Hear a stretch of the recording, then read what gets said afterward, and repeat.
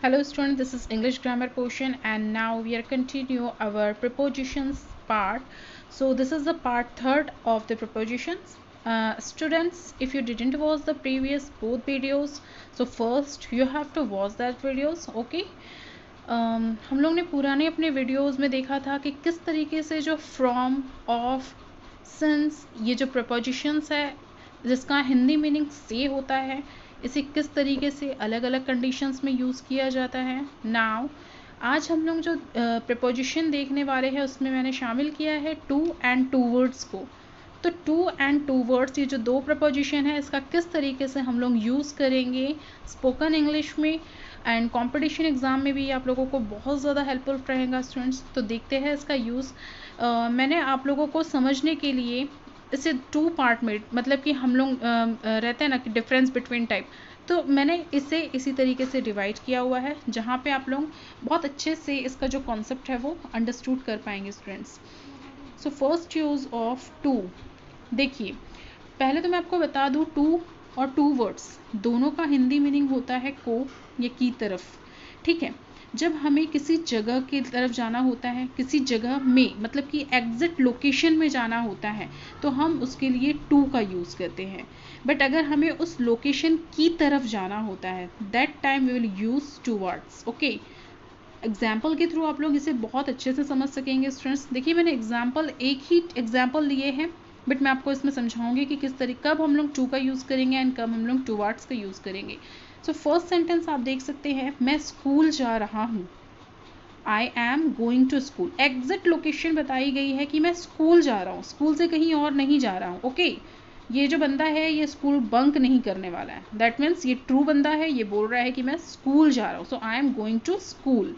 But यहाँ पे ये चीट करने वाला हमें लग रहा है. तो मैं स्कूल की ओर जा रहा हूँ. स्कूल नहीं जा रहा है, ये स्कूल की ओर जा रहा है, मतलब कि स्कूल की तरफ. एग्जैक्ट लोकेशन नहीं. अब वो स्कूल की ओर मतलब हो सकता है कोई ठेला हो, कोई गुपचुप हो, गुपचुप का ठेला हो, कोई भी लोकेशन हो, कोई शॉप हो, कोई बाबा शॉप हो, वहाँ पर वो जा रहा हो. बट वो जो चीज़ है वो स्कूल की तरफ में है.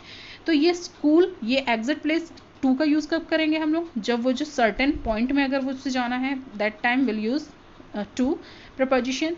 एंड जब हमारे पास जो लोकेशन है वो एग्जिट नहीं हो बट हम उसकी तरफ में जा रहे हैं, उसके आसपास में जा रहे हैं, that time will use towards preposition. Okay, so मैं स्कूल की ओर जा रही हूँ, that means I am going towards school.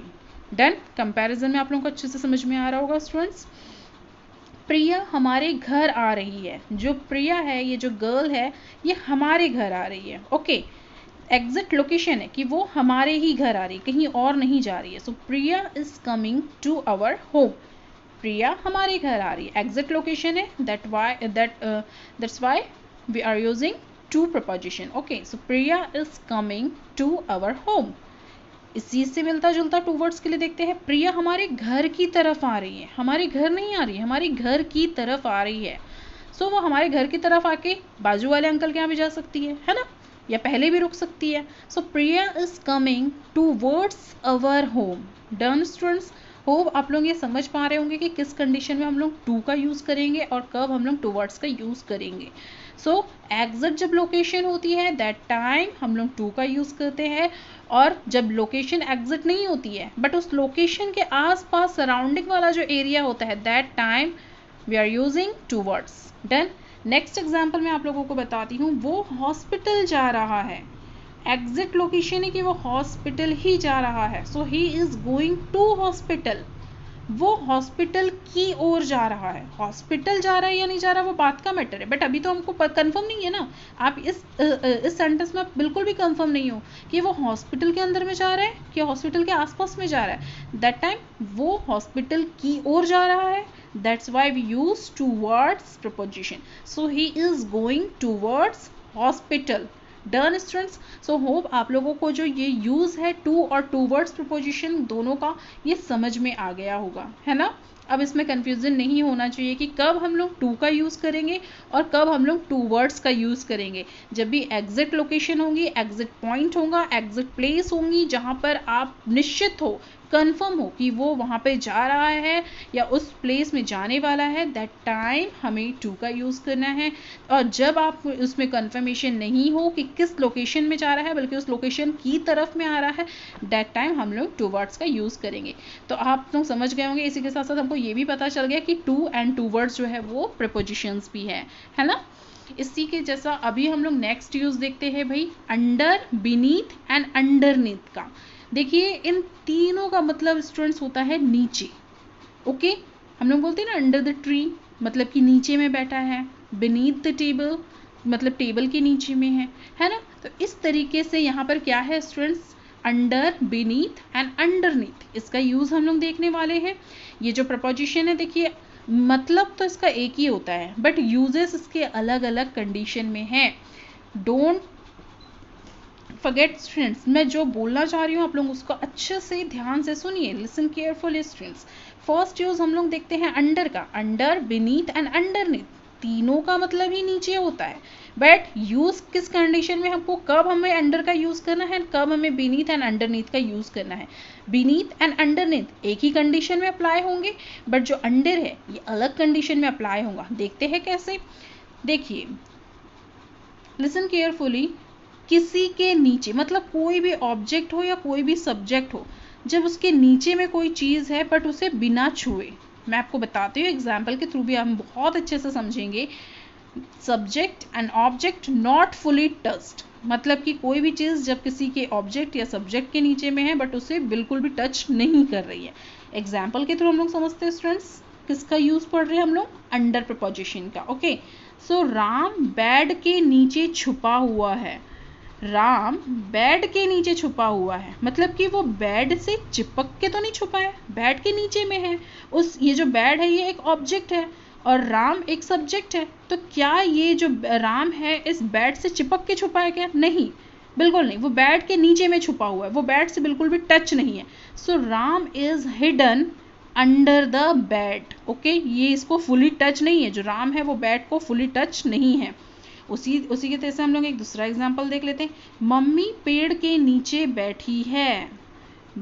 Mom is sitting under the tree. तो क्या जो मम्मी है वो पेड़ से एकदम लग के चिपक के बैठी हुई है, उसकी जो शाखाएं ऊपर, मतलब इतना टच करके तो नहीं बैठी, वो पेड़ के नीचे में बैठी है, मतलब वो उससे पूरी टच नहीं है, फुली टच्ड नहीं है। So mom is sitting under the tree. Next देखते हैं, वो पुल के नीचे था, मतलब कि वो पुल से टच था क्या? बिल्कुल भी नहीं, वो पुल के नीचे था। So he was under the bridge. So hope students आपको अंडर का यूज समझ में आ गया होगा। मतलब जब भी कोई ऑब्जेक्ट या सब्जेक्ट किसी चीज के नीचे में होता है बट उससे वो फुली टच नहीं होता है, that time will use under. Okay, इसी तरीके से हम लोग देखेंगे अंडरनीथ और बीनीथ का यूज। जस्ट इसका अपोजिट है, मीनिंग एक ही है, अंडरनीथ, बीनीथ एंड अंडर की नीचे ही होती है, बट कंडीशन अलग अलग है कब हम लोग उसको यूज करते हैं। सो अंडरनीथ एंड बीनीथ, जब भी कोई ऑब्जेक्ट या सब्जेक्ट किसी के नीचे हो बट उसे पूरी तरह छूते हुए, पूरी तरह टच्ड करते हुए, subject and object fully touched. Example के थ्रू हम लोग इसके और अच्छे से समझते हैं। आपका घर मेरे घर के नीचे है। अब भाई बिल्डिंग के नीचे बिल्डिंग रहेंगी, ऐसा तो नहीं कि एक घर जो ऊपर वाला है वो हवा में लटक रहा है और नीचे वाला नीचे में, ऐसा तो नहीं हो रहा है ना। दोनों बिल्डिंग एक दूसरे को कनेक्टेड है ना। ये एक बिल्डिंग हो गई और ये दूसरी बिल्डिंग हो गई, तो ऐसा नहीं हो रहा है कि ये एक बिल्डिंग ऊपर में हो दूसरी बिल्डिंग हवा में ऐसे नीचे लटक रही, ऐसा नहीं है ना भाई। ये दोनों बिल्डिंग एक दूसरे को टच करते हुए हैं। सो आपका घर मेरे घर के नीचे है, यहाँ पे दोनों जो ऑब्जेक्ट है वो एक दूसरे को टच कर रहे हैं। So your house is beneath my house. Understood? Your house is beneath my house. Next example से और अच्छे से क्लियर हो जाएगा। पत्र मतलब कि जो लेटर है मेरी किताब के नीचे है। जो लेटर है वो मेरी किताब के नीचे है। अब ऐसा नहीं हो रहा है कि हवे में किताब लटकी है और उसके नीचे में लेटर है, ठीक है। बुक रखी हुई है और बुक के जस्ट नीचे में बुक से टच करते हुए वो लेटर रखा हुआ है। सो लेटर इज अंडरनीथ या beneath, whatever you want you can use. So letter is underneath the book. Mobile तकिए के नीचे है। यूजुअली जो हम लोग करते ही है ना, मोबाइल तो सिरहाने में रख के सोते ही है अक्सर मम्मी के डर से, फिर तकिए के नीचे छुपा लेते हैं उसको, तो मोबाइल उस तकिए से टच होता है ना। मोबाइल तकिए के नीचे है। Mobile is beneath the pillow. So hope students आप लोगों को अंडर, बीनीथ एंड अंडरनीथ इसका यूज समझ में आ गया होगा। जब भी कोई ऑब्जेक्ट या सब्जेक्ट किसी भी चीज से फुली टच्ड ना हो that time will use under, और जब भी कोई ऑब्जेक्ट या सब्जेक्ट किसी भी ऑब्जेक्ट या सब्जेक्ट से फुली टच्ड हो that time we will use beneath and underneath. Okay, next preposition की तरफ चलते हैं हम लोग। स्टूडेंट्स हमारा जो नेक्स्ट प्रपोजिशन है which is except and besides, इन दोनों का ही मीनिंग होता है के अलावा। ओके, एक्सेप्ट या बिसाइड, एक्सेप्ट मतलब कि के अलावा एंड बिसाइड मतलब भी के अलावा। ओके, दोनों का अलग अलग मीनिंग है। इसको एग्जाम्पल के थ्रू हम लोग एक मैं थोड़ा सा और कॉन्सेप्ट क्लियर कर देती हूँ। एक्सेप्ट दैट मीन्स को छोड़कर, मतलब किसी भी चीज को छोड़कर। ओके, एक्सेप्ट दैट मीन्स को छोड़कर, और बिसाइड का एग्जिट हिंदी मीनिंग देखूँ तो हो जाएगा उसका के अतिरिक्त। इसे एग्जाम्पल के थ्रू और अच्छे से हम लोग क्लियर करेंगे। एक ही एग्जाम्पल को मैं दोनों प्रपोजिशन के साथ यूज करती हूँ, देखिए कैसे। मेरे पास सैमसंग के अलावा, मतलब को छोड़कर, दैट मीन्स ये वाला, कई कंपनीज के मोबाइल है। यानी कि जो सैमसंग का फोन है ये इस पर्सन के पास है ही नहीं। ओके, मेरे पास सैमसंग के अलावा मतलब कि सैमसंग के मोबाइल को छोड़कर कई कंपनीज के मोबाइल हैं। So except Samsung I have mobiles of many companies। समझ में आया? यानी कि दोनों में अलग अलग कंडीशन है। देखो मैं कंपैरिजन करके बताती हूँ। एक तो हम लोग ने एक्सेप्ट वाला देखा जहां पर इस पर्सन के पास सैमसंग का फोन था ही नहीं। दूसरा सेंटेंस यही वाला ले रही हूँ जिसमें हम लोग बिसाइड का यूज करेंगे। मेरे पास सैमसंग के अतिरिक्त, मतलब कि यहाँ पर इस बंदे के पास सैमसंग का भी फोन है और उसके अलावा कई कंपनीज के मोबाइल है। मेरे पास सैमसंग के अतिरिक्त कई कंपनीज के मोबाइल है। Beside Samsung I have mobiles of many companies. समझ में आया स्टूडेंट्स कब हम लोग एक्सेप्ट का यूज करेंगे और कब हम लोग बिसाइड प्रपोजिशन का यूज करेंगे। मेरे पास सैमसंग के अलावा या सैमसंग को छोड़कर, ठीक है। के अलावा कॉमन वर्ड है, जब भी आपके पास कोई चीज रहती है तब भी आप के अलावा के लिए के अलावा यूज करेंगे, एंड जब आपके पास कोई चीज नहीं होती तो भी आप लोग बोलते हैं मेरे पास इसके अलावा ये नहीं है। ओके, तो देखो दोनों कंडीशन में यूज होता है, बट आपके पास कंडीशन अलग अलग है।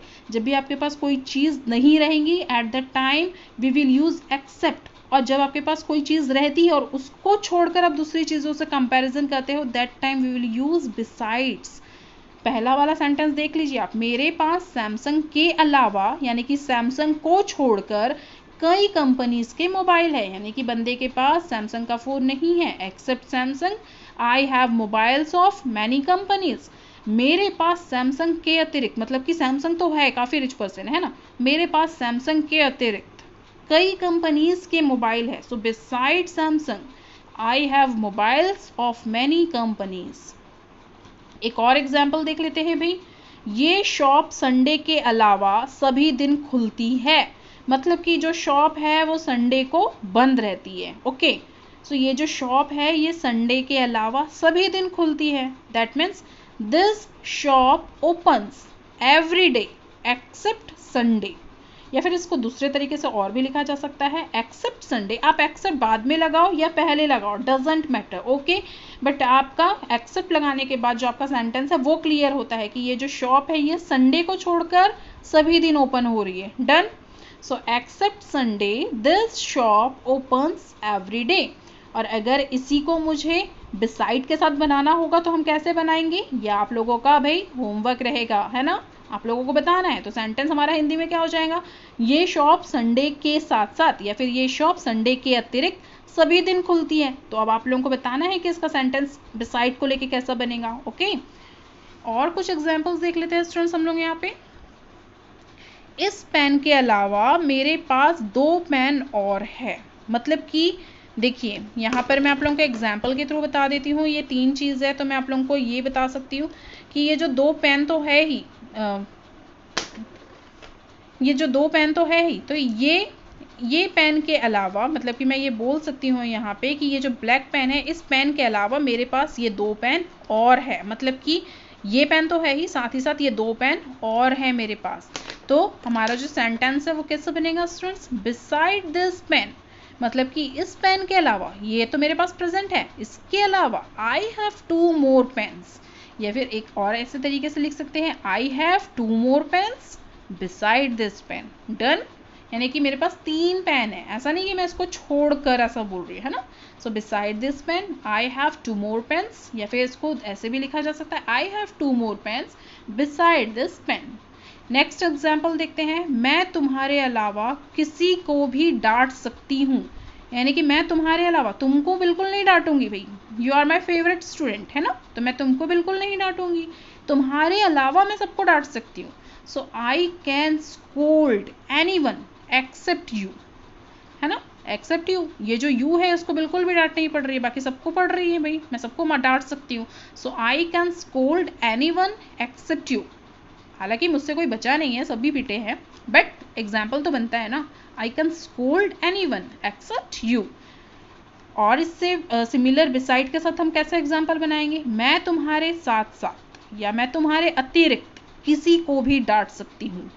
Beside you I can scold anyone, besides you I can scold anyone, मतलब कि मैं तुम्हें तो डांट रही हूँ, साथ ही साथ सभी को भी डांट रही हूँ, है ना।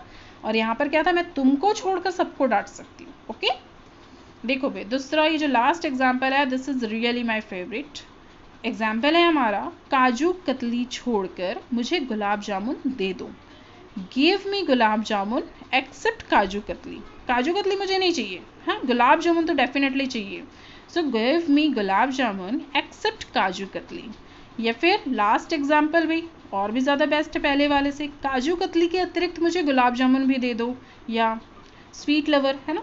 So beside kaju katli give me gulab jamun. Okay students, तो होप सो कि ये जो लास्ट का एग्जाम्पल है इसके साथ आप लोगों को ज़रूर समझ में आ गया होगा कि how can we use except and besides, okay, and how can we use under, beneath and underneath, and how can we use to and towards. Students एक बार वीडियो को रिकैप करके ज़रूर देखिएगा, and while the watching video, if you didn't understand and if you are facing any problems, so you can mention on the comment box. Okay, so I'm stopping here, see you soon with the next topic of this proposition. Till then, take care, bye bye.